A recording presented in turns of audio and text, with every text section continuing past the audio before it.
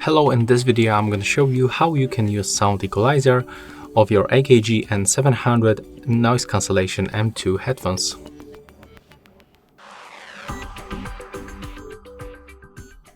So to do this you have to be connected with this AKG headphone application, and the equalizer you can find at the bottom of the list. So first of all, you can just turn it on and turn it off by tapping on this EQ icon.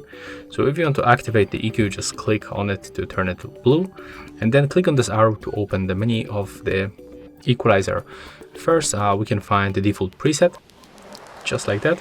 If you want to create your own preset, click on the plus, and as you can see right here with the knobs, we can just set up our favorite preset. So I can do this for example like that, and here we can give it a name,